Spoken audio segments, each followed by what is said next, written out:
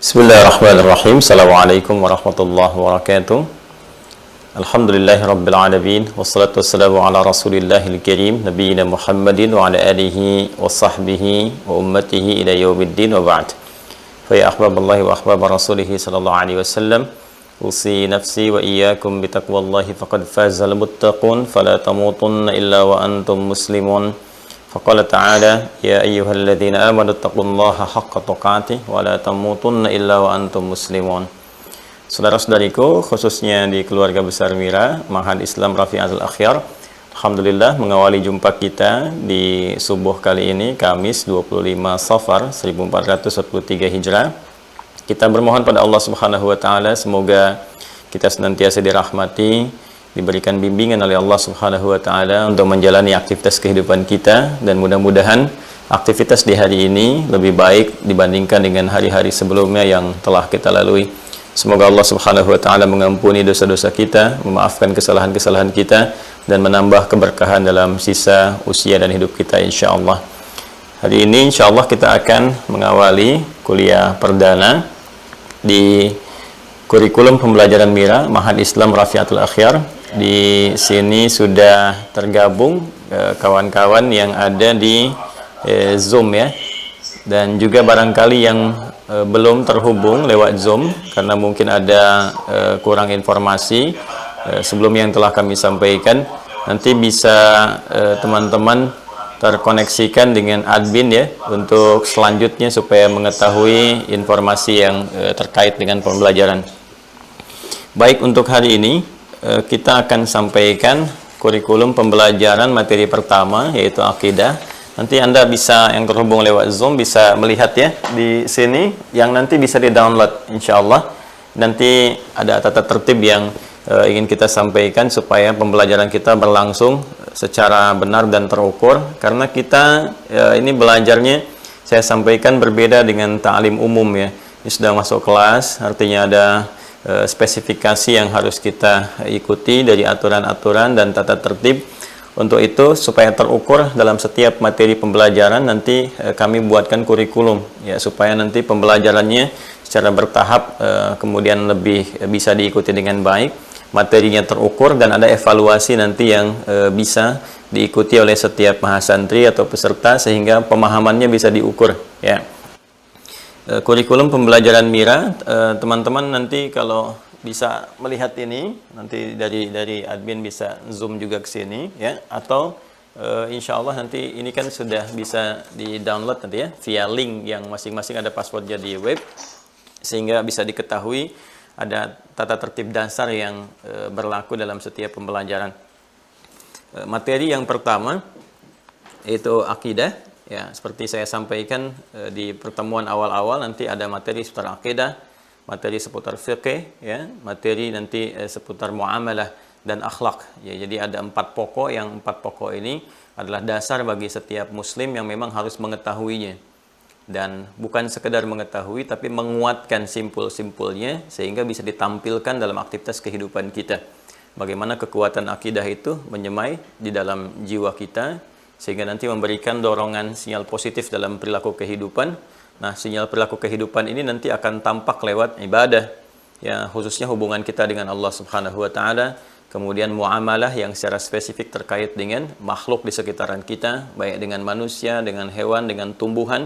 Nanti bagaimana Al-Qur'an dan hadis-hadis Nabi sallallahu alaihi wasallam mengatur semua itu, ya. Jadi nanti kalau sudah masuk ibadah, kemudian muamalah, nanti ilmunya disebut dengan fiqih. Terkait ibadah seperti apa, kalau ada nanti dengan sholat namanya fikih sholat, kalau ada zakat namanya fikih zakat, ya, kalau ada umrah haji namanya fikih umrah dan haji. Kemudian nanti ada hubungan muamalah dengan manusia, ini juga termasuk dalam ranah fikih. Nanti kalau bisnis nanti babnya tijarah atau buyu' gitu kan. Nah, nanti kalau ada persoalan sosial nanti babnya lain lagi dan sebagainya. Kemudian yang terakhir, yang keempat, persoalan akhlak. Bagaimana kita menunaikan 3 hal tadi, baik dalam akidah, ibadah, dan muamalah, yang dihiasi dengan kemuliaan-kemuliaan sikap yang diikat oleh norma-norma tertentu. Ya, bagaimana akhlak kita dalam menunaikan ibadah kepada Allah misalnya. Ya, boleh jadi ada orang yang interaksi dengan manusia, diundang misalnya ke pernikahan, ya pakaiannya bagus, lengkap, tampilannya indah, tapi kenapa ketika diundang oleh Allah Subhanahu wa taala yang oleh Al-Qur'an dikatakan kenakan pakaian terbaikmu. Ya bani Adam khudhu zinatakum 'inda kulli masjid. Di Quran surah ke-7 Al-A'raf di ayat ke-31 itu, hei anak cucu Adam, jika tiba panggilan dari masjid, kenakan pakaian terindahmu, ya. Bukan yang termewah, tapi yang terindah, yang terbaik gitu. Coba kita tanyakan pada diri kita, apakah setiap kita memenuhi panggilan Allah yang 5 kali dalam sehari, dijanjikan untuk dipenuhi hajat kita, dikabulkan doanya, kan? Coba bandingkan ketika kita mendapat panggilan dari manusia yang boleh jadi belum tentu memenuhi aspek-aspek kebutuhan hidup kita. Nah, ini nanti domainnya ada di akhlak. Dan akhlak ini pun nanti akan terkait dengan betapa cepatnya karunia Allah diberikan pada orang berakhlak, betapa cepatnya jawaban doa itu diberikan pada orang berakhlak, betapa cepatnya bimbingan dan penyertaan kehidupan kita disertai oleh kemuliaan-kemuliaan yang bersumber dari Allah Subhanahu wa taala bagi orang berakhlak. Karena itu pujian pada Rasulullah sallallahu alaihi wasallam pun tidak dilepaskan dari faktor akhlak. Wa innaka la'ala khuluqin azim. Ya, dan sungguh Muhammad sallallahu alaihi wasallam, engkau memiliki satu budi pekerti yang sangat agung, sangat luar biasa. Nanti 4 pokok ini. Nah, terkait dengan pelajaran akidah, nah, insya Allah nanti saya akan mengajarkan, ya, dan nanti juga insya Allah di sesi pengajaran ini akan ada bertahap, dan dalam tahapan-tahapan ini pula nanti insya Allah juga ada pengajar-pengajar, syekh-syekh lain juga yang akan memberikan pandangan-pandangan sehingga memperkaya wawasan dan khazanah pengetahuan kita insya Allah, ya. Karena saya sedang mengupayakan juga insya Allah terhubung ke beberapa negara untuk bisa berkontribusi dalam Mira ini. Udah ada yang kita bangun dengan Al-Azhar, kemudian juga beberapa kampus lain dari Sudan, dari Turki, ya, kemudian juga dari Saudi. Kemarin bahkan sudah mengajukan permohonan juga untuk bisa terlibat dalam daurah-daurah terkait pembelajaran. Insya Allah bisa memperkaya wawasan kita.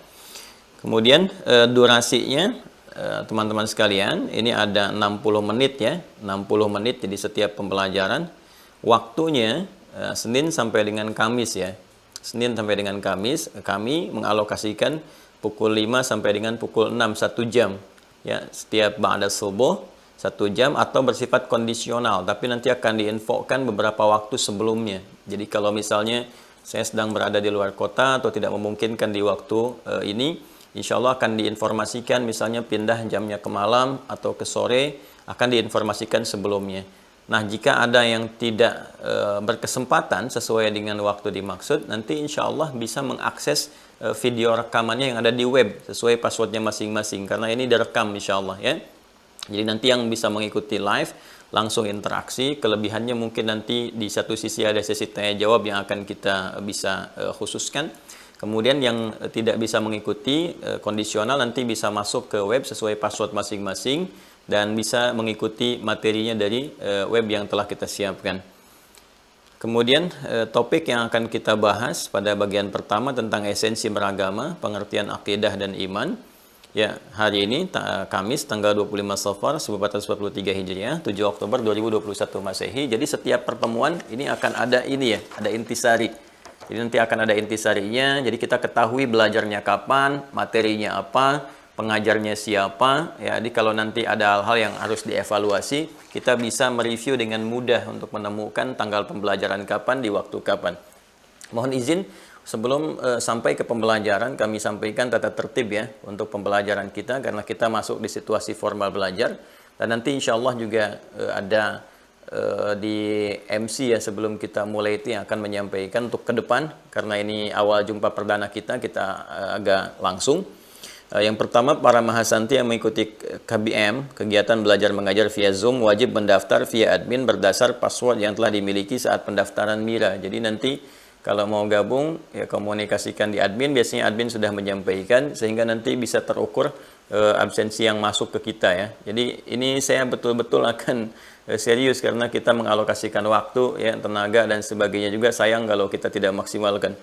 Kedua, mahasanti peserta Zoom wajib mengikuti dengan serius sesuai dengan adab menuntut ilmu. Jadi mohon, ya, saya juga kan tidak sambil rebahan mengajarnya. Jadi antum juga mendengarnya jangan sampai sambil rebahan. Saya tidak sambil minum teh, minum kopi. Jadi antum juga fokus, ya, karena tolong jadikan satu sesi pembelajaran itu khusus untuk belajar. Selebihnya silahkan nanti menata aktivitas yang lainnya. Kemudian Mahasanti yang tidak mengikuti Zoom dapat mengakses video pembelajaran di web khusus Mira, tadi telah saya sampaikan.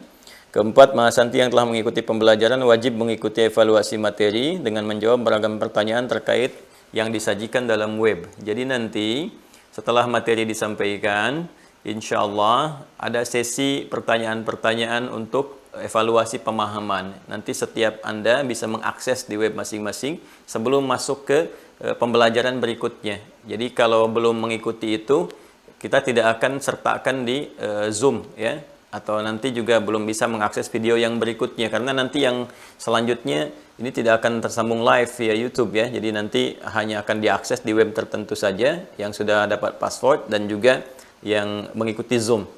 Saya menginginkan dengan metode ini apa yang kita pelajari semua dipahami. Jadi saya tidak menghendaki untuk hafalan, tapi menghendaki pemahaman. Jadi untuk menguji apakah paham atau tidak, kita turunkan lewat ragam pertanyaan terkait materi. Ini bukan persoalan naik kelas atau tidak naik kelas ya. Kita tidak ada hubungan dengan itu. Lebih kepada paham tidak materi yang disampaikan. Jadi kalau belum paham, sampai paham betul, baru naik lagi ke step pembelajaran berikutnya. Ya, boleh jadi nanti teman-teman sebelum pindah ke yang berikutnya akan selesai karena skornya harus 100%.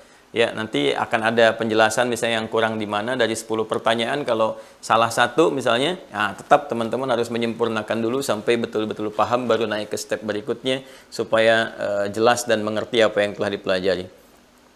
Kemudian materi pembelajaran yang akan disampaikan secara bertahap dan hanya boleh diikuti oleh Mahasanti yang lulus dalam sesi evaluasi tadi yang saya sampaikan. Jadi kalau sudah lulus itu baru boleh masuk ke yang berikutnya lagi sehingga belajarnya nggak lompat-lompat. Jangan sampai baru gabung sudah masuk nanti ke materi yang ketiga kayak naik tangga langsung lompat ke atas gitu. Sehingga nanti ada pemahaman yang melompat dan ini agak berbahaya. Ini agak berbahaya. Saya sering perhatikan juga di ta'lim-ta'lim saat saya mulai mengajar juga ya, misal ada yang sudah belajar kitabnya Imam An-Nawawi misalnya yang beliau mengarang juga At-Tibyan fi Adab Hamalatil Quran. Setelah itu beliau menuliskan 42 hadis disebut dengan Al-Arba'in An-Nawawiyah. Setelah itu Riyadhus Shalihin ya, 1896 hadis ya. Kemudian setelah itu nanti ada Al-Majmu', ada Sahih Muslim dan turunannya. Nah, ini belum belajar At-Tibyan sudah masuk misalnya ke Riyadhus Shalihin, jadi persoalan. Ya, At-Tibyan itu kan tentang adab. Bagaimana cara kita belajar supaya berkah, supaya cepat paham, bagaimana menghormati guru. Guru pun sama belajar juga kitab itu, bagaimana guru juga bisa menyampaikan dengan adabnya. Ya, walaupun kitab ini dikhususkan untuk berinteraksi dengan Al-Quran, tapi kaya sekali dengan pembelajaran adab dalam kita menuntut ilmu. Setelah adabnya dapat, maka ilmunya mudah diraih. Nah, saya perhatikan ada beberapa yang langsung lompat kepada kitab kesekian, tangganya tinggi, sehingga ketika mendapatkan informasi, adabnya tidak ada, sehingga keberkahan ilmu itu tidak didapatkan.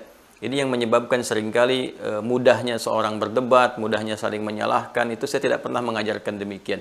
Jadi harus ada tazkiyah, kebeningan-kebeningan dalam hati kita yang mencerminkan akhlakul karimah. Ya, berbeda pendapat itu boleh-boleh saja terjadi karena tidak mungkin semuanya sama. Ya, sepanjang bukan dalam hal yang usul, yang pokok-pokok. Ya, kalau sudah dalam yang usul itu bukan beda pendapat lagi. Ya, itu ada perbedaan-perbedaan mendasar.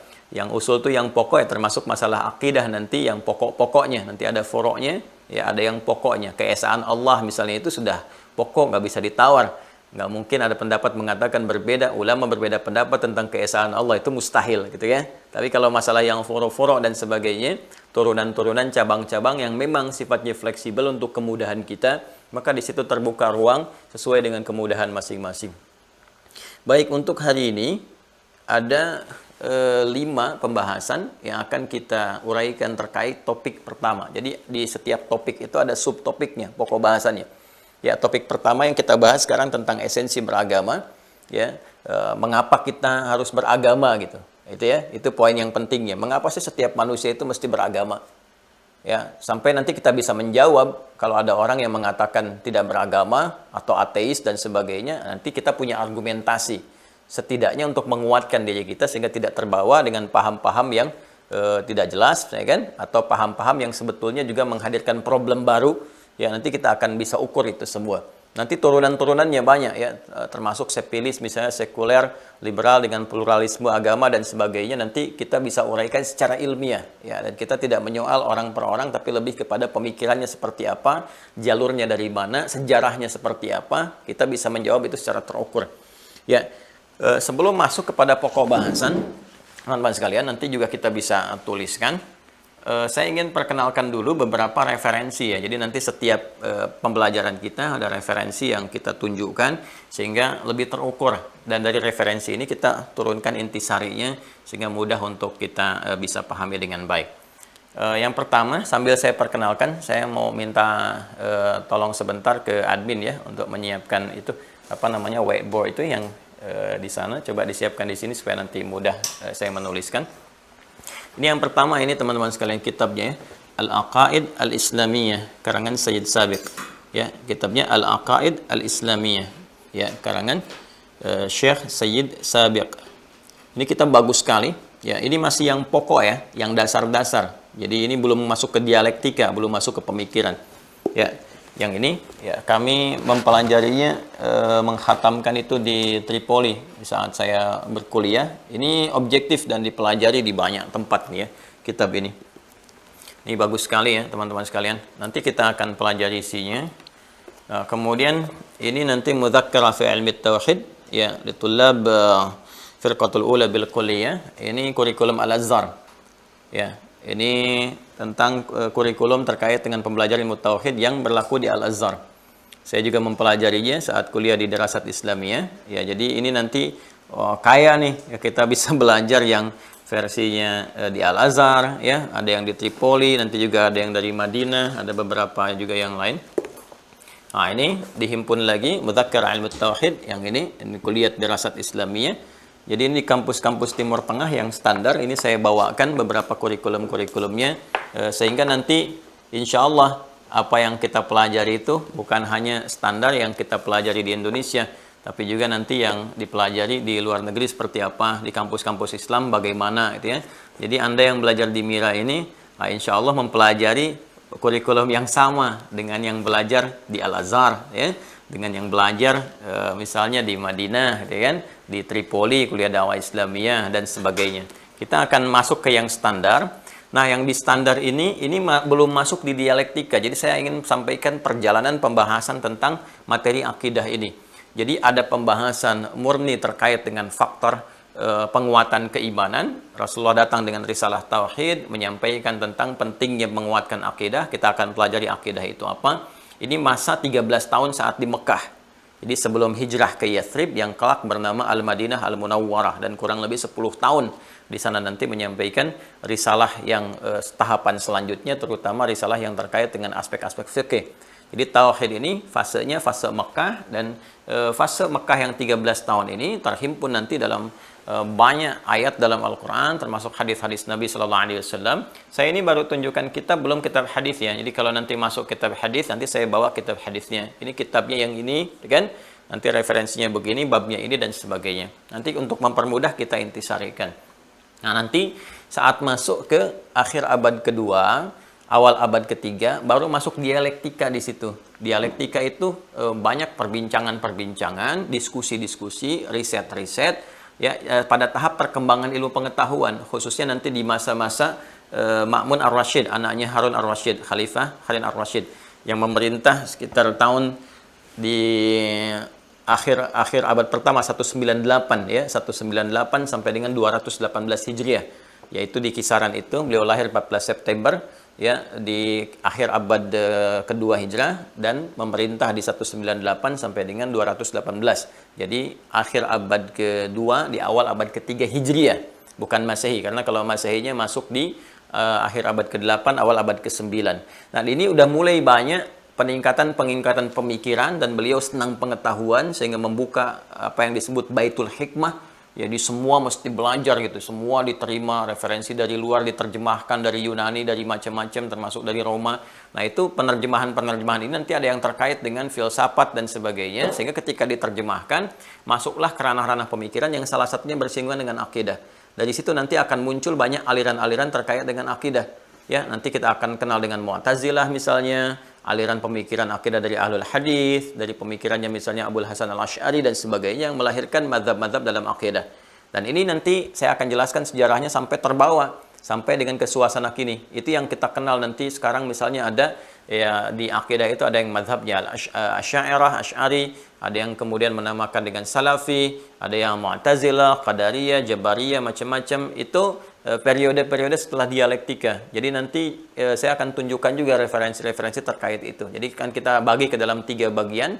Bab tentang masa-masa Nabi mengajarkan yang terhimpun dalam Al-Quran dan hadis-hadis Nabi Sallallahu Alaihi Wasallam, ini yang akan kita pelajari di awal.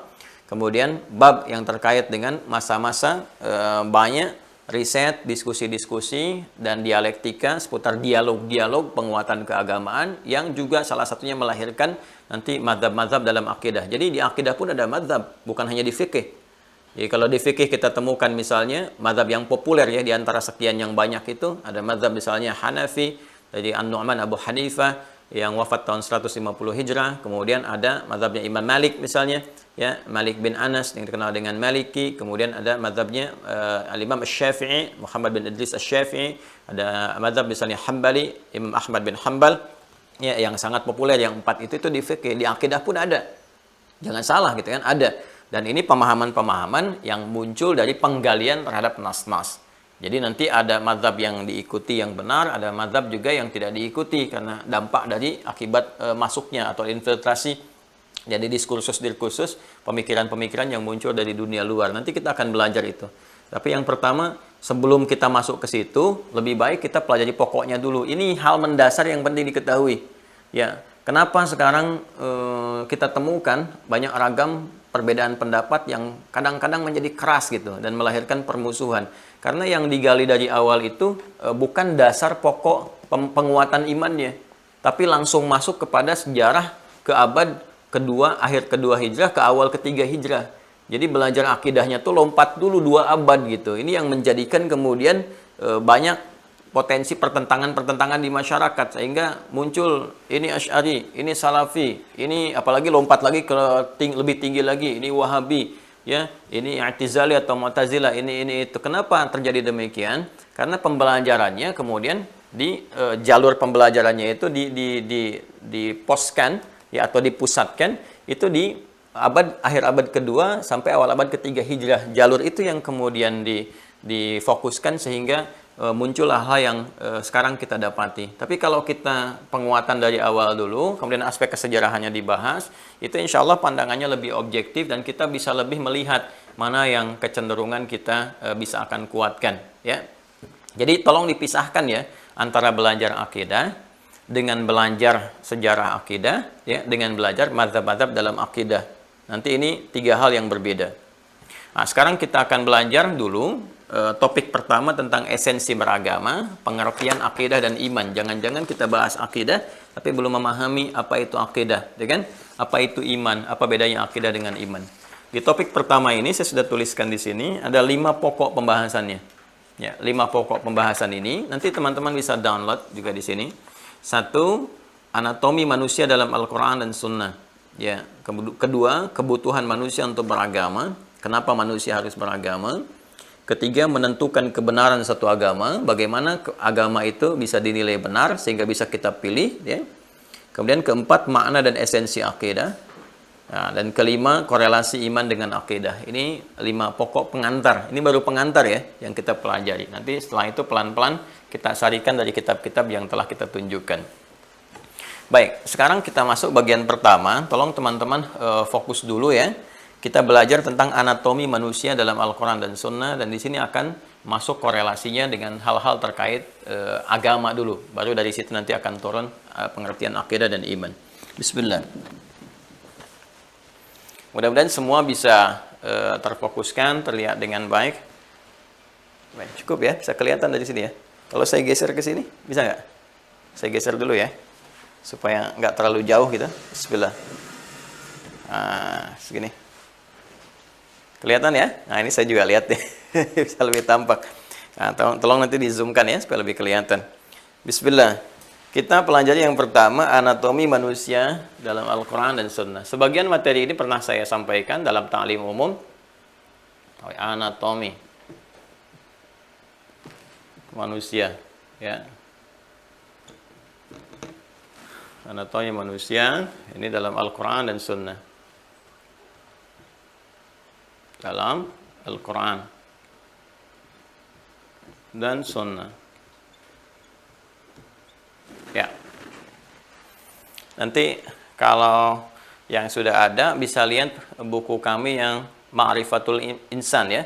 Ma'rifatul Insan, bimbingan menuju manusia paripurna. Di situ lebih terperinci. Ya. Kalau kita belajar di kedokteran misalnya, ya, anatomi itu kan cenderung membahas tentang fisik, ya, hal yang terkait dengan fisik. Misalnya anatomi tubuh gitu kan, lebih kepada mempelajari, membedah segala yang terkait dengan tubuh kita dari ujung kepala sampai dengan ujung kaki. Nah, hanya kalau kita melihat di disiplin ilmu yang ada saat ini dalam konteks kemanusiaan, belum ada yang membedah tentang anatomi manusia secara utuh.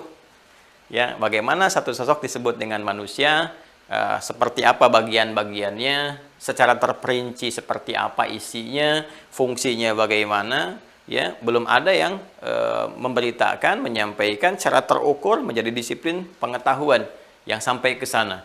Ya, ini wajar dipahami. Kenapa? Karena memang yang sangat mengetahui, ya, tentang sebuah ciptaan itu hanya penciptanya. Bukankah pembuat kapal akan sangat mengerti tentang kapal, ya kan? Pembuat pesawat akan sangat mengerti tentang pesawat, pembuat handphone sangat mengerti tentang handphone sehingga bisa menjelaskan bagian-bagiannya. Bukan cuma hardware-nya, software-nya juga. Di hardware ada ini, ada ini, ada ini, software-nya ini, fungsinya begini, kaitan software dengan hardware juga seperti ini. Ada kan logika berpikir sederhana, setiap pencipta akan sangat mengetahui apa yang diciptakan. Demikian adanya, kenapa belum kita temukan pembahasan tentang anatomi manusia secara utuh dan detail, ya, dalam karya-karya yang ditampilkan oleh manusia? Karena memang manusia tidak bisa menciptakan manusia. Ya, manusia tidak bisa menciptakan manusia. Artinya manusia bukan pencipta manusia. Ya, maka kita mesti mengembalikan kepada pencipta hakiki bagi manusia dan setiap makhluk yang ada.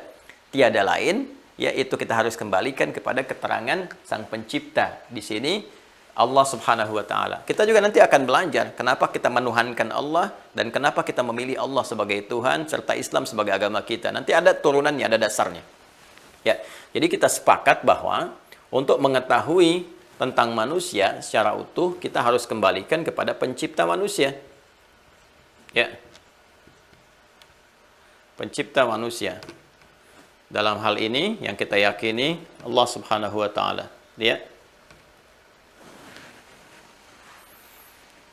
Baik. Dalam hal ini yang kita yakini Allah Subhanahu wa Ta'ala. Nanti turunannya kita akan belajar, ya, kenapa kita menuhankan Allah, dari mana datangnya nama Allah. Ini spesial semuanya, kita akan bahas, ya. Baik. Nah, kalau kita ingin mengetahui informasi segala yang disampaikan oleh Allah Subhanahu wa Ta'ala, maka kita harus lacak lewat firman-firman Allah. Ya, ini akan kita bedakan bahasanya. Kalau manusia kan berkata, ya kan? Kalau Nabi Rasul bersabda, kalau Allah kan berfirman, ya kan? Allah Subhanahu wa Ta'ala berfirman. Apa firman yang disampaikan yang berisi informasi tentang segala bentuk ketetapan darinya, baik penciptaan, ya, pemeliharaan, pemenuhan kebutuhan, ya kan? Keterangan-keterangan yang sangat penting dalam kehidupan dan sebagainya. Ya, ini ada dalam firman-Nya. Nah, sedangkan firman yang disampaikan oleh Allah Subhanahu wa Ta'ala semua terhimpun dalam Al-Qur'an. Ya, dalam Al-Quran.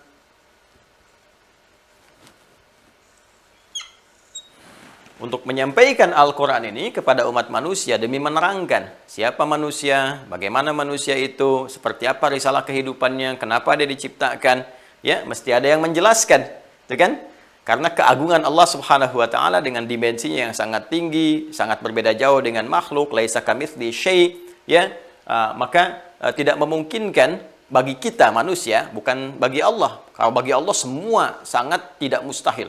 Ya, semua ketika kun fayakun, semua terjadi dan sebagainya. Tapi bagi kita punya banyak kelemahan yang tidak bisa kemudian berinteraksi langsung seperti kita dengan makhluk yang lainnya, dengan manusia kah, dengan hewan, dengan tumbuhan dan sebagainya. Karena keagungan Allah Subhanahu wa taala begitu dahsyat dan kita belum sampai kepada makam-makam tertentu yang untuk menatap Allah saja di dunia ini kita tidak memiliki kemampuan untuk itu.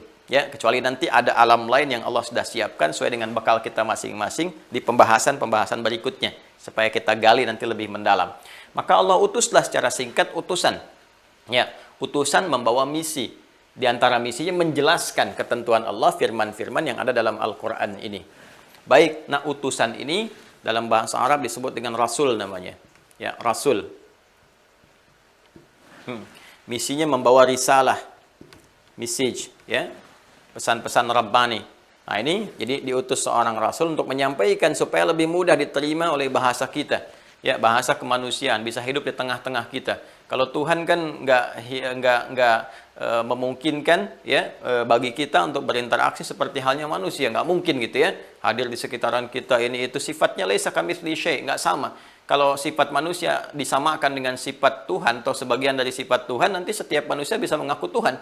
Ya, seperti Fir'aun pernah mengaku Tuhan, ana rabbukumul a'la, Namrud juga demikian dan sebagainya. Ya, dan disadari sepenuhnya pada akhirnya kalau dia itu manusia, punya keterbatasan, nggak mungkin jadi Tuhan, dia meninggal juga ya, kemudian juga punya banyak kelemahan dan sebagainya.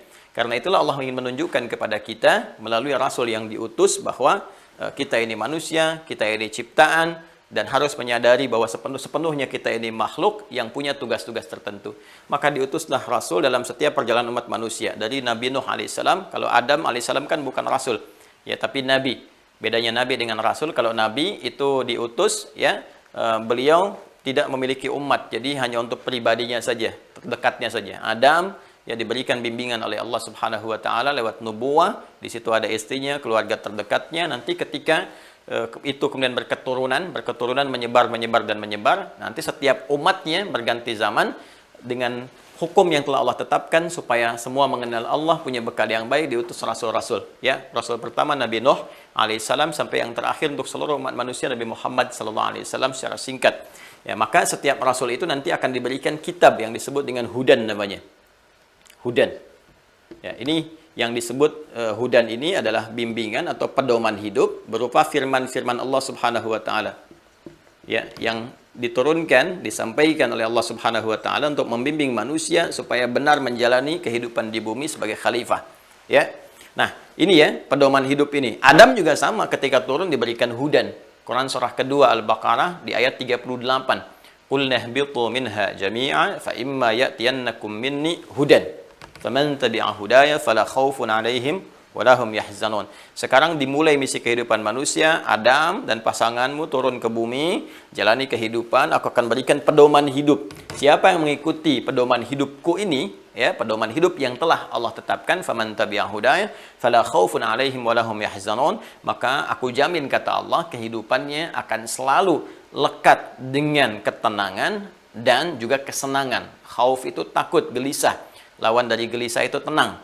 Walahum yahzanun, tidak sedih. Ya, tidak sedih itu artinya senang. Jadi konsepsi kehidupan di bumi itu sebetulnya tenang dan menyenangkan, menenangkan dan menyenangkan, kan? Di pekerjaan menyenangkan, di rumah tangga demikian, dalam kehidupan sosial demikian. Jadi kalau ada yang sering mendatangi kegelisahan atau mendapati ketidaktenangan, ya, maka boleh jadi kalau hidupnya sering galau, sering sedih dan sebagainya, ini pedoman hidupnya yang belum digali.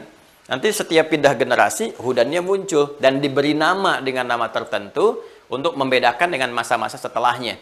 Ya, seperti di zaman Nabi Musa, misalnya kan ada Taurat, zaman Nabi Isa alaihissalam ada Injil, sebelumnya zaman Nabi Daud ada Zabur, ya. Itu semua disebut hudan. Ya, kalau Anda lihat misalnya di Quran surah 17 Al-Isra di ayat kedua, ya, wa ataina Musal kitab. Kami berikan pula kepada Musa kitab, pedoman hidup. Ya, apa kitabnya? Taurat. Ya, kita sudah paham Taurat di Ali Imran ayat ketiga. Nazzala 'alaikal kitaba bil haqqi musaddiqan lima bayna yadayhi. Ya, wa anzalat Taurata wal Injil. Nah, Taurat disebut Taurat itu dengan hudan. Kembali ke Quran surah ke-17 Al-Isra di ayat yang kedua. Wa ataina Musal kitabah, kami berikan kepada Musa alaihissalam kitab sebagai pedoman untuk umatnya.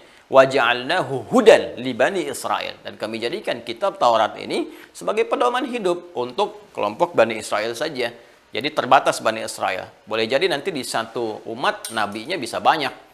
Ya, seperti saya sampaikan di era Nabi Ibrahim itu ada Nabi Ibrahim, Nabi Lut alaihi wassalam.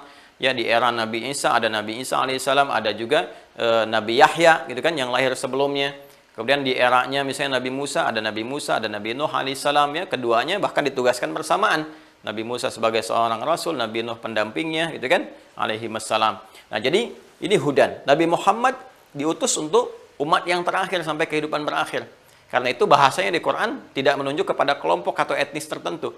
Kalau sebelumnya kan umat, kaum, bani, gitu kan, Bani Israel, ya Bani Israel. Nabi Muhammad tidak. Ya, maka karena beliau rasul terakhir untuk semua manusia sampai kehidupan itu berakhir, ya, dan terkumpul ajaran para rasul sebelumnya di risalah Nabi Muhammad SAW, maka firman yang Allah turunkan pun, petunjuk kehidupan hudan yang diturunkan pun itu sifatnya lebih komprehensif. Dia mencakup semua petunjuk yang telah disampaikan rasul-rasul sebelumnya dan kemudian diteruskan sampai dengan kehidupan berakhir, dikumpulkan di satu nama yaitu Al-Qur'an. Ya, diturunkan di waktu yang istimewa. Kemudian kitabnya karena istimewa, rasulnya istimewa, waktunya istimewa, dan fungsinya tetap kembali ke sini hudan. Itu ke Al-Baqarah ayat 185. Ya, Quran surah kedua ayat 185. Syahrul Ramadan alladzi unzila fihi al-Quran. Di bulan Ramadan, bulan yang sangat istimewa itu, bulan yang kita diperintahkan berpuasa itu, diturunkan Al-Quran. Apa fungsinya Al-Quran? Hudan linnas ini. Hudan menjadi pedoman hidup linnas untuk semua manusia. Karena bahasanya menggunakan linnas, kan, menunjuk pada semua manusia tanpa kecuali. Ya, dan ini sifatnya bentuk jamak, teman-teman sekalian, menunjuk sifat sosial, bukan tunggal. Jadi Nabi diutus bukan untuk orang per orang, tapi semua. Bukan hanya untuk kalangan bangsa Arab, kan, tapi untuk semua manusia sampai kehidupan berakhir. Maka Al-Quran pun ini pedoman hidup untuk semua manusia sampai kehidupan berakhir. Ya, nah ini dasar yang pertama dulu untuk kita ketahui. Ya, jadi kita mengetahui Allah berfirman, firman-Nya disampaikan pada Rasul yang dipilih untuk umat terakhir Nabi Muhammad SAW, kan? Kemudian kitabnya disebut dengan Al-Quran, maka firman-Nya ada dalam Al-Quran, dan ini disampaikan konsepsinya sebagai pedoman hidup untuk semua manusia, karena semua manusia dan kita termasuk manusia. Artinya semua referensi terkait kehidupan kita, kalau ingin mengetahui tentang petunjuk-petunjuk dari Sang Pencipta, yaitu Allah Subhanahu wa Ta'ala, maka rujukannya dari sini. Jelas ya? Rujukannya dari Al-Quran. Nah, penjelasan-penjelasan terkait Al-Quran nanti akan disampaikan oleh Rasulullah. Tafsir terbaik kan dari Nabi SAW, karena beliau diutus itu untuk menafsirkan, menjelaskan. Tafsir itu menjelaskan secara terukur, secara jelas, sehingga tidak ada lagi kegamangan akan pemahaman-pemahaman dari apa yang kita kaji itu tafsir. Kedalamannya disebut dengan takwil namanya. Oke? Ah, di sini karena fungsi Nabi itu menjelaskan, menerangkan kandungan-kandungan Al-Quran, baik melalui perkataan beliau, baik melalui tindakan beliau, baik melalui ketetapan beliau, atau sifat-sifat kehidupan beliau yang terkait dengan risalah, itu semua disebut dengan hadis namanya. Hadis. Ya. Ma usnida ila Nabi sallallahu alaihi wasallam min qaulin aw fi'lin aw taqririn aw sifatin khalqiyatin aw khuluqiyatin. Segala yang disandarkan kepada Rasulullah sallallahu alaihi wasallam, Nabi Muhammad sallallahu alaihi wasallam, baik dari perkataan ketika menjelaskan kandungan wahyu dari Al-Qur'an, kemudian perbuatan, ya, beliau nggak berkata, tapi ada perbuatan menunjukkan kepada kita. Al-Qur'an berfirman wa aqimus shalah, tunaikan salat, kan, bagaimana caranya? Ya, maka Nabi menjelaskan dengan perkataan, misalnya kan, ketika beliau menerangkan kepada Khalad bin Rafi Az-Zuraiqi, begini cara salat yang benar, diterangkan dengan perkataan. Tapi ketika mempraktekkan itu kan tidak berkata-kata kepada sahabat, menjelaskan, langsung takbir bagaimana, kan, sampai dengan salam. Sahabat yang menyimak dari belakang, memahami, meriwayatkan kembali sehingga sampai kepada kita diajarkan dalam bentuk perilaku. Takdir ketetapan, ya. Beliau tidak mengatakan iya misalnya, atau tidak juga melarang, tapi mendiamkan persoalan tertentu yang dibenarkan oleh beliau menjadi sebuah ketetapan. Ya, ada sifat-sifat perilaku misalnya kan, sifat-sifat hiasan kehidupan. Nah, ini semua yang terkait disandarkan kepada Rasulullah disebut dengan hadis, ya. Jika berkorelasi dengan kehidupan terkait dengan syariat, ya, terkait dengan syariat. Kemudian ketika itu menjadi tuntunan kehidupan, jadi segala yang disandarkan kepada Nabi, ya, jadi tuntunan kehidupan yang kita ikuti. Ya, tuntunan yang kita ikuti, jalan yang kita ikuti. Ya, secara singkat disebut sunnah namanya. Nah, sekarang paham ya, antara hadis dengan sunnah ya. Ya, kalau di ilmu hadis ini disamakan. Jadi nanti sunnah itu pengertiannya ada dalam pengertian fikih, ada dalam pengertian usul fikih, ada dalam pengertian ilmu hadis. Yaitu nanti berbeda. Ya, kalau kita masuk ke dalam pengertian hadis, maka tadi segala yang bersandar dari Nabi Shallallahu Alaihi Wasallam, dari perkataan, perbuatan, perilaku atau sikap dan sifat yang melekat kepada beliau, kan? Nah, kalau kemudian kita ikuti maka menjadi sunnah dalam kehidupan. Nah, kalau kita bawa kepada persoalan usul fikih, nanti beda lagi timbangannya. Ya, kalau kita hadirkan ke kaidah, nanti ada pertengahan mubah, tarik ke kanan sunnah, tarik ke sini jadi hukumnya wajib, tarik ke kiri makruh, ke sini lagi menjadi haram. Jadi konsepsi hukum namanya. Ya, dasarnya bisa berbeda. Apa yang dikerjakan itu mengandung pahala, tidak bisa dikerjakan pun karena alasan tertentu tidak mengandung dosa, kan? Maka ini sudah masuk ke dalam kaidah-kaidah di fikih. Nanti masuk ke dalam terapan fikih, terapannya sudah masuk ke praktek. Makanya kita kenal nanti misalnya ada sholat sunnah, sholat wajib, puasa sunnah, puasa wajib ya. Nah, yang kita maksudkan di sini dalam konteks pengertian ilmu hadis ya. Jadi kalau segala yang disandarkan kepada Rasul yang disebut hadis, kalau ini menjadi tuntunan kehidupan yang kita ikuti disebut sunnah. Karena itu ada yang sering kita dengar syiar atau istilah-istilah yang terkait dengan syariat itu Al-Quran, Sunnah, Al-Quran, Sunnah. Itu bukan ingin menunjuk pada golongan tertentu. Jadi jangan dipahami kalau Al-Quran, Sunnah misalnya, wah ini kelompok A, kelompok B, tidak demikian. Ya semua orang Islam itu pasti Al-Quran, Sunnah. Semua orang Islam. Nggak mungkin ada orang Islam itu nggak Al-Quran, Sunnah. Mustahil. Ya mustahil. Rujukan bagi orang Islam sumbernya itu cuma dua. Yang paling utama ya Al-Quran dengan Sunnah. Nanti turunannya penjelasan-penjelasan. Ya apakah nanti ada kesepakatan ulama disebut ijma, analogi disebut dengan kias, kemudian penjelasan-penjelasan yang lain ada istihsan, istishab, ya dan seterusnya gitu. Jadi saya ingin sampaikan kalau ada Al-Quran Sunnah ini menunjuk sumber hukum Islam. Sumber hukum Islam yang di situ kita temukan pedoman kehidupan. Jadi jangan kemudian kalau ngaji sama Ustadz Fulan, ini Quran dengan Sunnah. Kalau ini bukan Quran Sunnah, ya gimana? Masa Muslim gak ngaji Quran Sunnah? Itu sholatnya bagaimana gitu ya? Adapun pemahaman terhadap Quran dan Sunnah, boleh jadi ada perbedaan di situ. Pada cabang-cabangnya, bukan pada yang pokok. Nah, di sini penting untuk saling menghormati sepanjang itu dalam perbedaan-perbedaan yang sifatnya cabang. Ya, kayak yang pokok tuh barusan kan sholat subuh ya. Sholat subuh itu pokok. Pokoknya sholat yang pokok yang fardu, ya pokok itu fardu, ya wajib, ya bin kudu lah gitu ya bahasa Jepangnya itu begitu. Jadi sholat ini kan pokoknya nih, usulnya namanya. Nah nanti ada cabang-cabangnya di sini furu'iyahnya, ya yang bukan termasuk kepada rukun pokok. Misalnya apa? Dalam sholat subuh kan misalnya ada kunut kan, ada yang pakai kunut, ada yang tidak pakai kunut. Nah, ini nanti merujuk kepada ini keterangan-keterangan. Kapan Nabi pakai kunut? Kenapa Nabi pakai kunut? Kapan tidak pakai kunut? Kenapa nggak pakai kunut? Di situ kemudian ada pilihan-pilihan. Ya, ada yang pakai kunut, ini dalilnya seperti ini. Ya, misalnya dipilih nanti oleh Al-Imam Syafi'i yang paling populer, gitu kan? Kemudian Imam Malik juga kunut di subuh. Imam Malik kunut, cuma kunutnya beliau sebelum ruku, silent, disirkan. Kalau Imam Syafi'i memilih riwayat yang jahar setelah ruku. Setelah ruku yang tidak sami Allahu liman hamidah, kemudian kunut jahar dalam berjamaah, ya. Sir ketika tunggal atau sendirian. Nah, jadi yang mempraktikkan Imam Syafi'i, Imam Malik, perbedaan pada prakteknya terkait dengan posisi waktunya atau keadaannya. Kemudian Imam Ahmad memilih untuk pertengahan, ya nanti pas ada nazilah peristiwa tertentu saja. Kita akan bahas nanti secara mendetil. Ya Imam Abu Hanifah memilih untuk tidak kunut, alasannya begini. Itu semua furu'. Ya, bukan hal yang pokok. Semuanya justru mengacu referensinya kepada sunnah. Karena nanti ada turunan sejarah mengatakan Nabi kunut dalam peristiwa A, gitu kan? Setelah itu kejadiannya begini. Hadis dari Ibnu Umar, beliau meneruskan kunutnya, mengajarkan kepada Al-Hasan doanya. Hadis lain praktekkan beliau nggak kunut lagi setelah itu, ya kan? Nanti muncul surah di Ali Imran itu yang ayat 128. Ya, laisalaka minal amri syai'un aw yatuba 'alaihim aw yu'adzibahum fa innahum zalimun. Kan? Jadi ketika turun ayat itu nanti Nabi mengajarkan kepada Al-Hasan doanya yang Allahumma hdini fiman hadait dan seterusnya.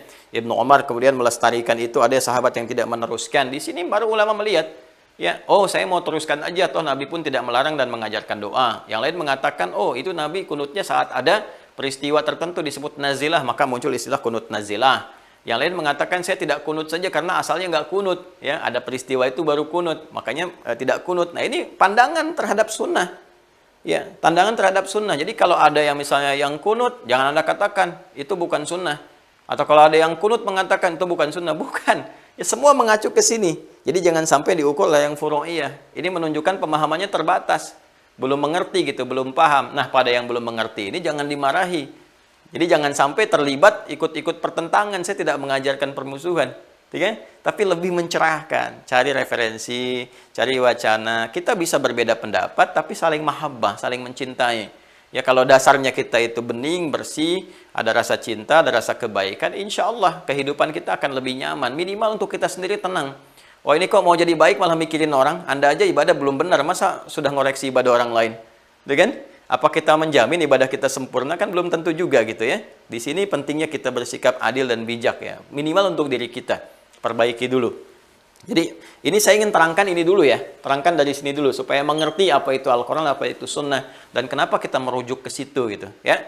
Dan memahami ini pun nggak bisa memahami sembarangan dengan persepsi kita. Dengan akal pikiran tuh nggak boleh. Kita harus kembali kepada keterangan para ulama yang merujuk keterangan-keterangan dimaksud.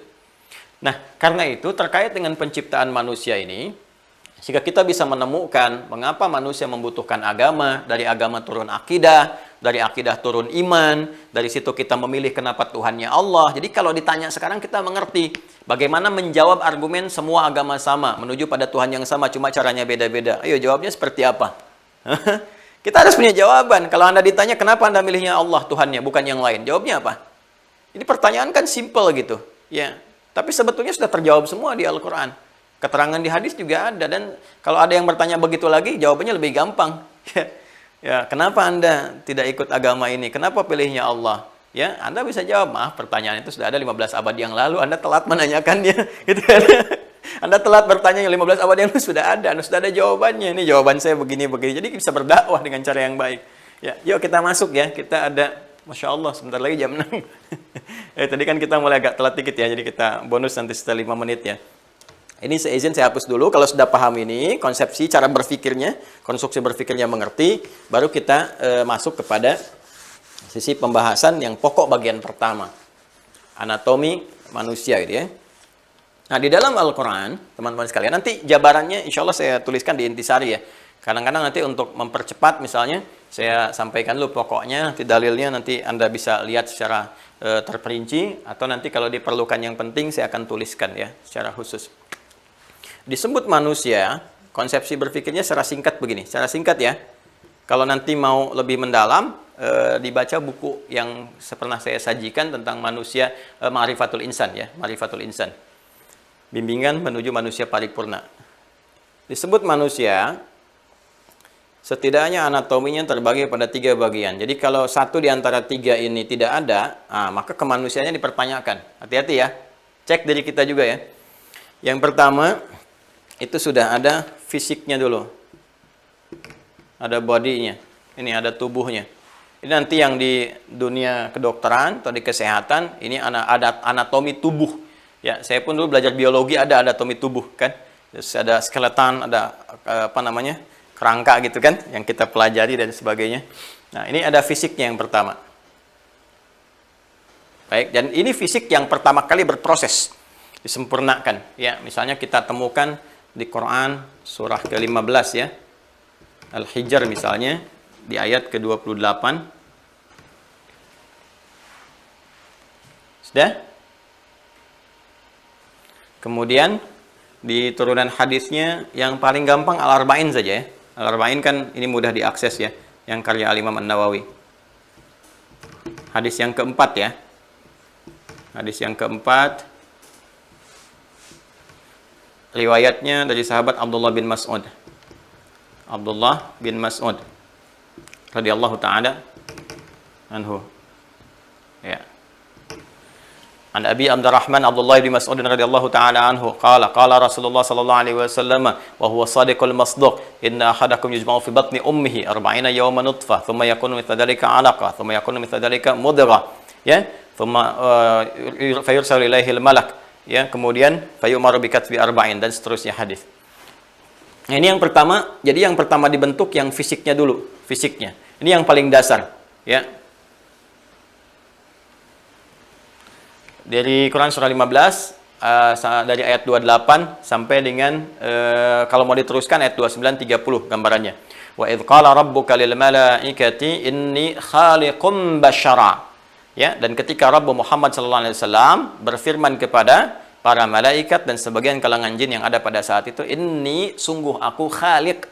Ini ayat yang langsung menyebutkan Allah itu sebagai khaliq. Nih, Allah khaliq. Jadi kalau kita mengatakan Allah sang khaliq, ya, pencipta, Allah langsung mengatakan inni khaliq, akulah sang pencipta. Ya, akulah Tuhan. Jadi kalau di Al-Qur'an itu tegas kalau aspek ketuhanan. Nanti kalau sudah masuk ke bagian ketuhanan kita akan bahas ya. Bagaimana Allah mengatakan innani anallahu la ilaha illa ana fa'budni. Sayalah Allah, ya, Tuhan yang layak dipertuhankan, disembah, sembah saya. Jadi satu-satunya kitab suci di muka bumi yang menunjukkan kalimat saya Allah, satu-satunya Tuhan yang dipertuhankan, sembah saya, cuma di Al-Quran. Ya, kalau Anda nggak percaya silahkan cek, bandingkan dengan kitab manapun. Saya punya koleksi kitab-kitab yang diyakini sebagai kitab suci, tapi hanya di Al-Quran ditemukan kalimat. Ini kita dalam keilmuan ya, argumentasi keilmuan. Jadi kita bahas dalam perspektif ilmu. Dan turunannya pembuktiannya lewat pembuktian penelusuran gitu. Silahkan dicek. Nah, jadi cuma di Al-Quran ada statement mengatakan saya Allah yang dipertuhankan, sembah saya. Ya, nah, itu sangat pede dan penting itu keluar. Kenapa? Karena yang menyampaikan Tuhan yang sesungguhnya. Ya, karena itu Allah yang menyampaikan Tuhan yang sesungguhnya, maka Allah langsung mengatakan. Ya, kan kalau kita manusia tidak memiliki kuasa tertentu, nggak mungkin kan mengatakan. Anda kan nggak mungkin mengatakan saya presiden sementara Anda bukan presiden, mustahil kan? Pasti ada kekakuan kalau nggak di lisan, di tulisan. Ya, Anda mengatakan saya raja, tapi Anda bukan raja, nggak mungkin kan? Hanya raja yang mengatakan saya raja. Hanya presiden yang mengatakan saya presiden. Hanya ustadz yang mengatakan saya ustadz. Anda mengatakan sesuai dengan jabatan yang disandang, ya, passion yang dipilih. Pasti katakan, ya kalau Tuhan pasti mengatakan saya Tuhan. Kalau bukan Tuhan, nggak akan berani mengatakan saya Tuhan. Ya kan? Fir'aun pun ketika mengatakan saya Tuhan, diralat kan ujungnya? Ujungnya diralat. Saya sekarang yakin pada Tuhannya Musa dan Harun.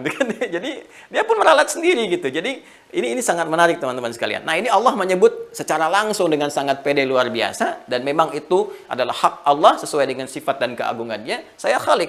Inni khaliqum basyara, saya akan mencipta manusia, ini disebut dengan basyar. Kalau sudah basyar, itu sudah masuk ke tampilan fisik. Ini ya. Jadi kalau sudah menyoal tentang fisik disebut basyar. Disebutkan 35 kali dalam Al-Quran. Ya, secara tunggal. Nanti ada basyara ini sekali dalam Al-Quran. Jadi kalau sudah menyebut aspek fisik, ya, yang terkait dengan misalnya penampakan kulit. Kulit itu juga dari bahasa Arab itu disebut dengan basyarah. Ya, yang kulitnya halus. Halus, diraba halus, enak dipandang. Jadi untuk membedakan dengan makhluk lainnya. Ya, kalau binatang kan kulitnya beda. Ya, silakan cek kalau nggak percaya. Anda keragunan kalau sudah buka nggak ada PPKM, silakan cek. Bedakan antara kulit Anda misalnya dengan kera. Bisa kelihatan bedanya kan dengan singa gitu kan, beda. Nah, manusia disebut basyar karena tampilan fisiknya, kulitnya itu bagus, halus, baik, beda dengan makhluk lainnya. Termasuk dengan tumbuhan. Kulit pohon kan beda dengan manusia ya. Nah, ini fisikal. Termasuk nanti ada fungsi tubuhnya yang terkait dengan nafsu, yang butuh makan, butuh minum dan sebagainya. Ini basyar namanya. Ya, basyar. Jadi kalau sudah disebutkan basyar, ini sudah masuk aspek fisik. Ya, bahkan nanti detail sekali di surah Al-Hajj ayat yang kelima, perkembangan fisik ini disebutkan. Quran surah ke-22 Al-Hajj ayat yang kelima disebutkan. Ya, di surah Al-Mu'minun setelah menerangkan tentang surga, ya, sampai dari 1 sampai dengan ke-9 itu surah sampai dengan ke-11 bahkan ya, terkait dengan surga Firdaus yang kemarin sudah kita sampaikan. Nah, itu setelahnya disampaikan tentang manusia. Bagaimana kemudian berproses di dalam rahim yang kokoh, prosesnya bagaimana, detailnya disampaikan dalam hadis setiap perkembangannya. Jadi kalau sekarang ada USG, ya, yang profesinya bidan dan sebagainya, atau dokter kandungan, SPOG, itu ayatnya ada dalam Al-Quran, ada banyak. 15 abad yang lalu Allah menerangkan perkembangannya. Sekarang baru kita temukan lewat pengecekan misalnya USG dan sebagainya. Ya, baru kita lihat nih, oh ini begini. Di Quran sudah ada. Jadi satu-satunya riset ilmiah yang sekarang terbukti tentang segala yang terkandung dalam janin, keterangan satu-satunya terdapatnya dalam Al-Quran.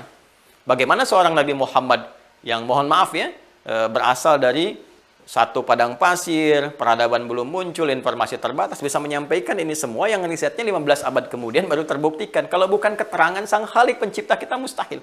Ya, ini terkait dengan fisik. Jadi manusia mesti ada fisiknya. Seperti saya kan kelihatan nih. Beda dengan Anda yang ada sekarang. Untuk membedakan satu dengan yang lainnya, kalaupun ada yang mirip, nggak akan 100%. Ya, nggak ada bagai pinang dibelah dua gitu kan, mau dibelah dua, dibelah tiga, dibelah empat, tetap bakal ada pembedanya. Karena secara fisikal ada penandanya. Ini kalau disebutkan nih, ya apa namanya kan sekarang kita bisa pindah dari sidik jari, ya terus dari genetik DNA, sekarang diambil dari rambut, dari apa, nggak akan sama 100% semuanya. Pasti ada perbedaan secara fisik. Ya. Jadi secara inti disebut manusia mesti ada fisiknya. Ya, yang kedua, teman-teman sekalian, setelah itu ada roh sebagai sumber kehidupan. Roh.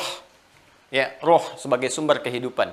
Makanya di ayatnya juga ayat yang sama, kalau kita teruskan, nanti secara fisik nanti kita bahas lebih dalam kalau yang dalil-dalilnya. Nanti turun surat At-Tin misalnya, laqad khalaqnal insana fi ahsani taqwim dan sebagainya.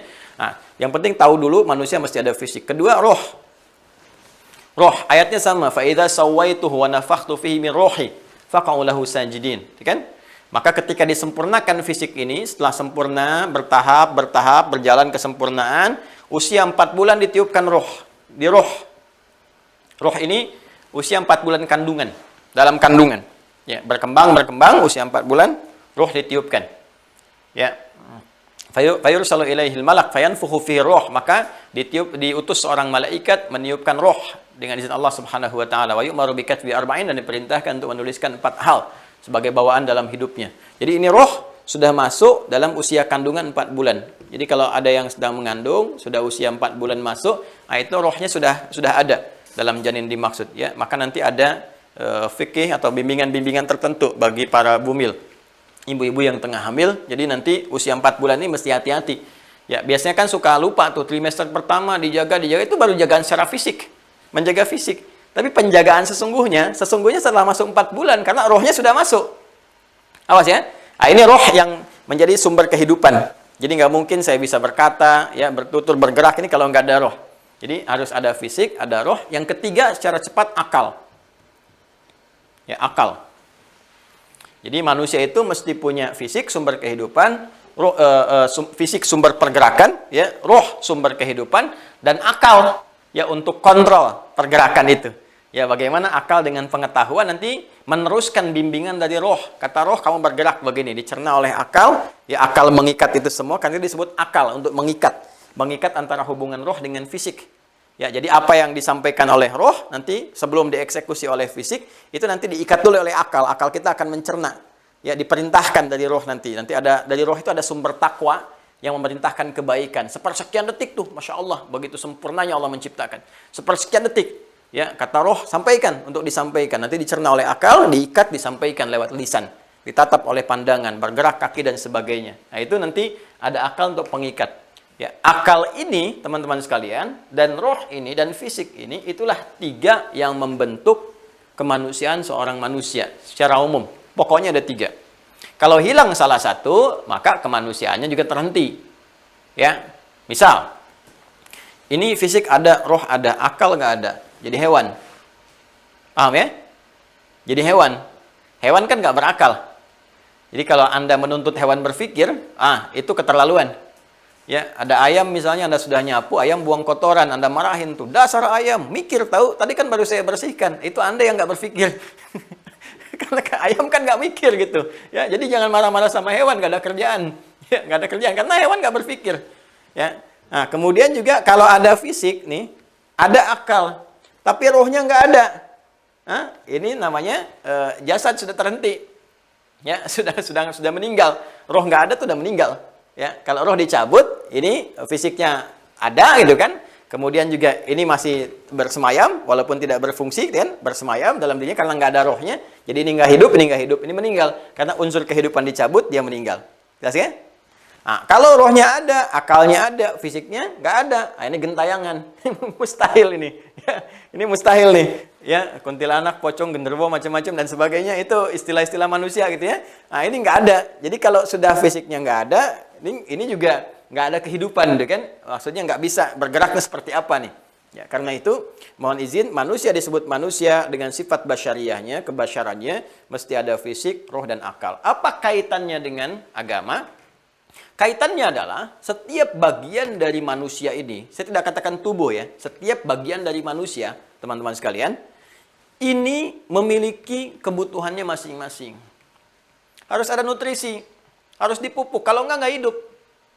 Ya, kita ambil contoh misalnya fisik nih. Fisik ini punya kebutuhan, punya nutrisi. Kalau nggak dipenuhi, lemas. Lemas. Dan memungkinkan 4S. Ya, 4S itu. Apa itu 4S? Satu, sakit, gitu kan? Yang kedua, bisa stroke. Yang ketiga, sekarat. Keempat, selesai. Gitu kan? Jadi bisa meninggal. Ya, jadi kalau nggak dipenuhi kebutuhannya, ya selesai. Ya, coba Anda kalau nggak percaya, coba aja silahkan. Nggak makan-makan, nggak minum-minum. Lemes kan? Ya, karena itu butuh nutrisi. Nutrisi ini pun nanti akan turun ayat Quran mengatur bagaimana fisik ini supaya sehat, nutrisinya bagus. Ya, contoh misalnya turun Quran surah kedua ayat 168, Al-Baqarah ayat 168. Ya ayyuhan nasu, hei semua manusia. Ini yang tadi hudal linnas. Hei semua manusia, hukum universal. Ya, kulu mimma fil ardi halalan thayyiba. Silahkan Anda berpetualang di bumi minimal untuk memenuhi kebutuhan hidup Anda secara fisikal, cari makan. Tapi harus yang menyehatkan, nutrisinya bagus, halalan, cari dengan cara yang halal, ya kan? Ya, kalau nggak halal juga jadi pikiran, jadi nggak bagus juga ke fisik. Ya, kemudian thayyibah yang menyehatkan, 5.000 halal, tapi dicari yang membuat diri kita sakit misalnya kan? Makan nasi uduk pakai sambal, sambalnya sebaskom, ya nggak thayyib, halal tapi nggak thayyib, gitu kan? Nah, jadi konsepsinya apa? Kalau kita ngikutin satu ayat ini saja, sehat fisik kita itu, sehat. Ya, ada ayat nanti tentang ini halalan thayyiban, ada ayat melarang makanan-makanan yang diharamkan. Kenapa? Karena berdampak kepada fisik. Makanya ada yang diharamkan. Makan daging A misalnya, makan B, makan C, makan D. Kenapa yang haram? Ini diharamkan, sebetulnya bukan sekedar untuk mengharamkan. Ini haram, larang. Bukan itu tujuannya. Ada sesuatu yang besar untuk kemaslahatan hidup kita. Makanya haram itu seakar dengan kata hormah. Hormat itu kehormatan. Hormat itu dari bahasa Arab. Hormat itu dari bahasa Arab. Dari kata hormatun. Kenapa muncul hukum haram? Untuk menjaga kehormatan manusia. Supaya tetap terhormat. Ya, jadi kalau ada makanan yang baik-baik, yang halal-halal, kenapa cari yang haram gitu kan? Nah, ini fisik. Kalau nggak makan ini bermasalah. Akal juga sama, butuh makanan, butuh nutrisi. Ya, apa makanannya? Pengetahuan, ilmu. Makanya banyak ayat di Al-Qur'an itu ayat-ayat yang mendorong kepada penguatan pengetahuan. Ya, misalnya wahyu pertama turun Iqra bismi rabbikal ladzi khalaq. Ya. Kemudian nanti afala yatadabbarun al-Qur'an. Tadabbur, la'allakum tatafakkarun. Tafakkur, mengembangkan pemikiran kita. Ya, ada tadzakkur, tafakkur, tadzakkur, tadabbur dan sebagainya. Ayat-ayat riset banyak di Al-Qur'an itu yang mendorong kita untuk mengembangkan pengetahuan. Karena penting akal berkembang. Ada jutaan ya di bagian sel tubuh kita itu yang menyambungkan kepada saraf-saraf kita yang terhubung kepada akal. Kita sehari nggak baca aja, nggak dapat informasi, itu bisa mati sebagian dari sel-sel tertentu yang terhubung kepada akal kita atau saraf-saraf tertentu. Ya, makanya penting kita belajar, mencerna. Ini kan Allah kasih pendengaran dan penglihatan. Ya, salah satunya kan sumber pengetahuan supaya akal terus terjaga. Dapat nutrisi. Coba kalau Anda sehari nggak mau dengar, tutup telinga dan nggak lihat, itu pasti akan berpengaruh kepada fisik kita. Ya, minimal pusing, minimal capek, lelah itu, penat. Nggak percaya silakan tes sehari aja. Nggak dengar, nggak lihat. Jadi tutup telinga sekuat-kuatnya, tutup mata begini, itu akan berpengaruh kepada keseimbangan kehidupan kita, pada tubuh kita bahkan dan sebagainya. Karena itu masih butuh kita masukkan. Ya, karena itu di Quran surah ke-17, teman-teman sekalian, Al-Isra ayat 36, itu yang paling dasar pendengaran dan penglihatan itu disebut sumber pengetahuan. Wala taqfu ma laysa laka bihi ilmun innas sam'a wal basara wal fuada kullu ulaika kana anhu mas'ula. Jangan ikuti segala hal yang tidak punya dasar pengetahuannya, yang bisa dicerna lewat pikiran, lewat akal. Innas sam'a, sungguh pendengaran itu sumber pengetahuan. Ya, wal basara dan penglihatan itu, wal fuada dan akal kita itu ya untuk mencerna itu, ya itu bagian dari sumber pengetahuan, nalar. Fuad itu nalar, ya. Jadi pandangan, penglihatan kita, pendengaran kita, kemudian nalar kita itu suatu saat akan ditanya kata Allah, dipertanggungjawabkan sebagai sumber pengetahuan. Ini teman-teman sekalian. Jadi butuh nutrisi, makanya kita sekolah kan? Sekolah. Rata-rata kan S, ya, S, SD, S, SMP, S, SMA, S1, S2, S3, ya, S4, kerupuk 3, semua S kan. Ya, itu untuk memenuhi apa? Ini kebutuhan akal. Jadi Anda bayangkan yang fisik saja butuh nutrisi. Akal saja butuh nutrisi sampai kita sekolah, baca ini itu. Sekarang sumber kehidupan utama yang menggerakkan fisik dan akal. Masa nggak butuh nutrisi? Pasti dia butuh sesuatu. Ya, untuk hidup, untuk berkembang, supaya punya gairah hidup yang benar. Ini kan yang paling inti ada di sini, makanya saya letakkan di pertengahan. Khairul umur awsatuha. Ya, jadi kalau kita ini saja yang digerakkan oleh ruh butuh makanan, akal butuh makanan, masa penggeraknya nggak butuh ya suplemen, nggak butuh nutrisi, mustahil, pasti butuh. Nah, ketika kita ingin mendapati makanannya, apa makanan roh ini? Mesti kita cari, gali lagi ke sumbernya. Kata Allah di Quran surah ke-17 ayat 85. Al-Isra 85. Yas'alunaka 'anir roh. Mereka banyak bertanya kepadamu tentang hakikat roh. Roh ini bagaimana? Esensinya apa? Ya kan? Kemudian kebutuhannya apa? Jadi kalau ada sekarang misalnya penelitian tentang roh, ya penelitian yang terlambat juga. 15 abad yang lalu udah ada yang tanya-tanya begitu. Turun ayat, "Qulir rohu min amri rabbi."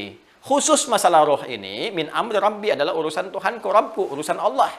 Jadi semua yang terkait dengan kebutuhan roh ini, karena ini dasar pokok kehidupan dan sebagainya, sumbernya langsung dari Allah. Ya. Kalau ini Allah lekatkan lewat ikhtiar. Allah lekatkan lewat ikhtiar. Ini sumbernya dari Allah juga. Kebutuhan fisik sumbernya diterangkan oleh Allah. Nih begini, kamu ikhtiar begini. Nih begini akal, kamu ikhtiar. Kamu yang belajar, kamu begini. Roh, semua kembali kepada Allah ketetapannya. Sumber kehidupan, sumber penggerak, sumber inti dan sebagainya. Allah yang maha tahu ingin menetapkan. Nah, ini ada sesuatu yang penting. Kenapa ketika urusan roh ini, semua dikembalikan kepada Allah subhanahu wa ta'ala secara langsung. Sementara yang ini kita diberikan keterangan, walaupun sumbernya dari Allah juga. Ini dari Allah juga, tapi kita diberi keterangan. Kamu silahkan makan, silahkan beraktivitas, diberi keluasan. Cuma ini jangan yang disentuh yang begini. Ya, dan jangan bertanya, kenapa yang enak-enak itu yang dilarang gitu kan? Gak usah bertanya begitu. Cari aja, begini. Ya, masuk ke sini, silahkan kerjakan. Tapi ketika masuk kepada roh, spesifik Allah katakan, "Qulir rohu min amri rabbi, wa ma utitu minal ilmi illa qalila." Kalian nggak bisa menguasai segala hal, kata Allah. Ada satu bagian yang semua dilekatkan langsung kepada Allah, Allah yang berikan langsung. Masya Allah. Makanan roh itu Allah yang langsung berikan. Ya, Allah menunya yang langsung tampilkan. Ya, laisa kamitsli syai', jangan dibayangkan macam-macam, nggak boleh. Yang saya sampaikan ini tata kebahasaan. Allah yang langsung tampilkan menu untuk roh, Allah yang siapkan kebutuhan-kebutuhan roh dan sebagainya. Nah, semua hal yang disiapkan oleh Allah itu untuk menjadikan roh ini semakin kuat, semakin hidup, sehingga semakin mendekatkan kebutuhan-kebutuhan manusia dalam kehidupan terpenuhi dan menjadikan dirinya semakin dekat dengan Allah Subhanahu wa taala. Ini rahasianya. Jadi, kenapa Allah berikan semua kebutuhan roh itu langsung dari Allah Subhanahu wa taala, ya, menunya, macam-macamnya dan sebagainya? Tujuannya pertama untuk memberikan bimbingan pokok kepada manusia supaya benar menjalani hidup, karena ini intinya. Jangan sampai keliru. Ya. Yang dengan ini fisik digerakkan dengan benar, akal digerakkan dengan benar, sehingga ilmunya juga benar, fisiknya benar, dan dalam kebenaran ini terbangun kedekatan dengan Allah Subhanahu wa taala. Sesuatu yang dekat, sangat dekat, dekat itu disebut dengan dana. Dana. Di antara maknanya dekat. Ya. Wadanal jannataini dan, kan? Dan ada di surga itu hal-hal yang berdekatan, sangat dekat sehingga mudah diraih. Kan? Pengen ini makanan ambil saking dekatnya gitu ya. Orangnya disebut dengan dani, namanya. Dani itu yang dekat, ya. Jadi nanti ada dana begini, ada dana sifatnya rendah, dana yaddudunuan. Sifatnya disebut dunia. Kenapa dunia disebut dengan dunia? Dunia. Gitu ya. Ya, dunia. Ya, ad-dunya mataun, kan? Ad-dunya. Ini seakar dari kata dana juga. Sesuatu yang dekat, sesuatu yang singkat, ya, sesuatu yang rendah. Kenapa dunia disebut dengan dunia? Sifatnya karena segala kehidupan di sini berlangsung singkat. Kayaknya baru kemarin ya, kita SD, sekarang udah punya anak, udah punya cucu dan sebagainya. Ini dunia. Ya, hubungannya dekat. Dan kalau kita terlalu mengejar dunia, maka akan rendah kehidupan kita di mata Allah Subhanahu wa taala. Dana sesuatu yang dekat, sesuatu yang rendah, sesuatu yang berkonsekuensi. Frame yang meliputi sifat ini disebut din namanya. Ad-din. Kama tadinu tudan. Masih ada terkait dengan ini, din. Kenapa din disebut din? Ya, karena dengan din ini kita bisa membangun kedekatan dengan Allah Subhanahu wa taala. Saya ulang, kenapa din disebut din? Karena ketika masuk kepada frame ini, frame din ad-din ini, maka akan terbangun kedekatan dengan Allah Subhanahu wa taala dari kata ini. Ya. Dekat. Singkat. Jadi orang yang bisa masuk ke dalam frame din ini, semua komunikasi dengan Allah itu akan dijawab begitu singkat. Makanya orang-orang yang kuat dinnya berdoa langsung dijawab. Pengen ini diberikan, ini dibimbing. Cepat. Ya, cepat sekali. Singkat, dekat dengan Allah Subhanahu wa taala. Sebaliknya, orang-orang yang menjauh dari ini maka sifat muncul. Sifat dari dana itu rendah, terendahkan. Orang yang menjauh dari din, ya rendah di hadapan Allah Subhanahu wa taala. Tidak punya nilai di hadapan Allah Subhanahu wa taala. Kembalinya begitu rendah. Itu konsepsinya. Karena itu ada orang Arab mengatakan kama tadinu tudan, sebagaimana engkau memeluk ad-din, masuk dalam ad-din, maka di situ pula engkau akan dibalas. Apakah engkau dekat atau jauh dengan Allah Subhanahu wa taala. Nah, ad-din ini teman-teman sekalian, ketika ditampilkan dalam Al-Qur'an, konsepsi ad-din ini, frame ini yang disebutkan oleh Al-Qur'an di dalamnya langsung mengatur kebutuhan roh. Di dalam ad-din inilah ada petunjuk-petunjuk, ada pedoman-pedoman, yang notabene semua itu adalah nutrisinya roh. Supaya roh itu punya hubungan yang dekat dengan Allah. Supaya bisa menggerakkan fisik, ya terhubung dengan Allah. Dibimbing oleh Allah, ilmunya dibimbing Allah, gerakannya dibimbing Allah, berkatanya dibimbing Allah. Muncul itu semua dari sini, dari roh. Ya. Supaya rohnya dekat dengan bimbingan Allah, ya kalau doa cepat dikabulkan, fisik bermohon mengangkat tangan, lisan berkata, ya Allah aku ingin cepat dikabulkan, kuncinya dari sini. Maka dia harus membangun kedekatan dengan Allah. Untuk membangun kedekatan dia harus masuk ke dalam ad-din. Ad-din inilah yang diterjemahkan dalam bahasa kita dengan nama agama. Agama, yang asalnya agama itu seperti bahasa Sanskerta. Tidak, agama rusak. Jadi konsepsi yang dibangun supaya menjaga manusia supaya nggak rusak. Nggak rusak akalnya, nggak rusak pikirannya, nggak rusak fisiknya. Ya, itu masih umum. Karena itu ketika ditampilkan dalam Al-Quran, konsepnya pakai alif lam, ad-din. Yang ini bukan yang lain, kata Allah. Kalau sudah pakai alif lam khusus. Yang ini bukan yang lain. Kalau kalian ingin menjaga supaya diri nggak rusak, supaya dekat dengan Allah Subhanahu wa taala, supaya cepat terkabul doanya, supaya dibimbing jadi orang baik, supaya berubah pola hidupnya, masuklah ke ad-din ini. Penuhi kebutuhan roh dengan ad-din. Apa ad-din yang dimaksudkan di sini? Maka turunlah Quran surah ketiga Ali Imran. Ya. Ayat ke-19. Paling kiri agak ke atas sedikit di mushaf standar. Surah ketiga Ali Imran, ayat ke-19. Innad dina indallahil Islam.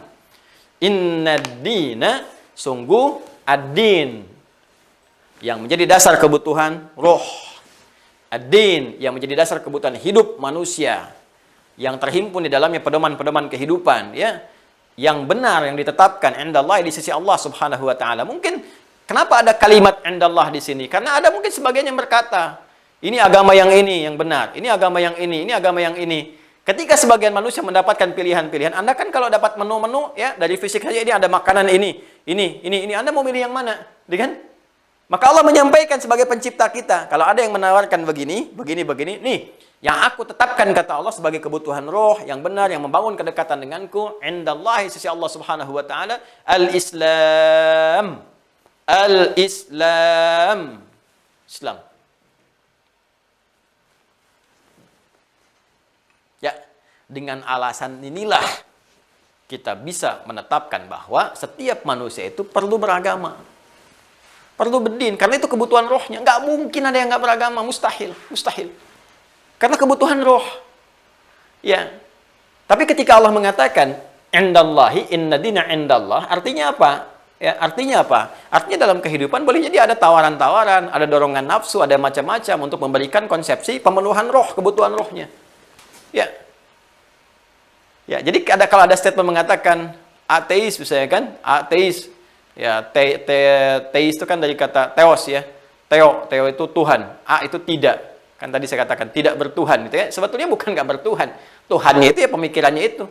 Ateis itu ya ketidakannya itu. Jadi dia menuhankan dirinya sendiri, menuhankan nafsunya. Ya, untuk pemenuhan kebutuhan rohnya dan tidak didapatkan. Kalau makanan nggak tepat kan rohnya juga nggak seimbang. Ya kan? Karena itu sesungguhnya teman-teman sekalian, semua manusia itu butuh agama. Ini alasan kenapa kita mengatakan di awal kebutuhan manusia untuk beragama. Jadi setelah kita tahu anatomi kemanusiaan kita dalam Al-Quran, dalam hadis, itu bisa dibuktikan secara ilmiah. Kita merasakan seperti kita butuh makanan, butuh minuman, butuh belajar, butuh pengetahuan. Roh kita pun butuh nutrisi. Yang tiada lain ditemukan di sini, di ad-din. Karena itu semua manusia yang hidup pasti akan mencari kecenderungan untuk menenteramkan hatinya. jiwanya. Pencarian yang sesungguhnya itu sebetulnya mencari nutrisinya. Ini nggak akan ditemukan kecuali di ad-din. Dan kata Allah, kalau ada tawaran-tawaran kepada Anda, ya, misalnya ini begini, ini begitu, ini begini tawaran ini, maka tetapkanlah pada diri Anda, kata Allah, ini yang ditetapkan oleh Allah sebagai kebutuhan hidup kita itu dalam konsepsi ad-din adalah apa? Islam. Karena itulah kita memilih Islam. Ya, belum selesai nanti. Kenapa pilihan kita jatuh kepada Islam? Kita akan turunkan kembali. Sehingga kita bisa bandingkan. Ini Al-Quran itu luar biasa indah, objektif. Ya, kata Allah, saya nggak paksa. Saya nggak paksa Anda untuk memilih Islam. Ya, la ikraha fid din. Cuma ada di dalam Al-Quran tuh, la ikraha fid din. Ya, Quran surah kedua itu, Al-Baqarah. Masih ingat? Ayat 286. Ayat 256, bukan 286, 256. Ya, paling kiri sebelah bawah. Setelah ayat kursi itu. Ya, kemudian la ikraha fid din, tidak boleh ada paksaan. Indah sekali Allah itu meminta kita untuk menganalisis sehingga menemukan kebenaran itu. Lalu Allah berikan taufik, Allah berikan petunjuk, berikan hidayah, berikan taufik. Gak boleh paksa orang, lakum dinukum waliyadin. Ya, silahkan kamu bisa memilih. Tapi Allah berikan petunjuk. Ya, supaya kita memilih yang benar. Diberikan dorongan-dorongan, gambaran-gambaran, petunjuk-petunjuk, digambarkan kenapa kamu pilih ini, kenapa yang lain itu tidak bisa diukur sebagai konsepsi beragama yang ditetapkan dengan standar kebenaran, gitu. Tinggi standarnya. Ya, tapi yang pertama kita pelajari dulu, tahap pertama dulu. Jadi kalau sekarang kita ditanya kenapa kamu pilih untuk beragama, ya kita bisa menjawab karena agama itu kebutuhan spiritual saya. Kebutuhan roh saya. Sama dengan Anda kalau nggak makan kan Anda lemas. Nah, saya ini kalau nggak beragama, roh saya lemas. Fisik saya nggak bisa beraktivitas dengan baik. Akal saya nggak bisa kemudian mencerna dengan baik. Itu kebutuhan roh. Ini jawaban pertama. Ya kan? Kenapa Anda pilih Islam? Nah, belum selesai jawabannya. Belum selesai. Nanti ada materi selanjutnya. Saya sudah lewat nih. Lewat 15 menit ya. Mohon maaf. Jadi kalau ditanya, pertama kita mesti jawab kenapa Anda beragama. Jadi jawaban kita yang paling gampang, karena agama adalah kebutuhan roh saya, kebutuhan spiritual saya, soul, spirit.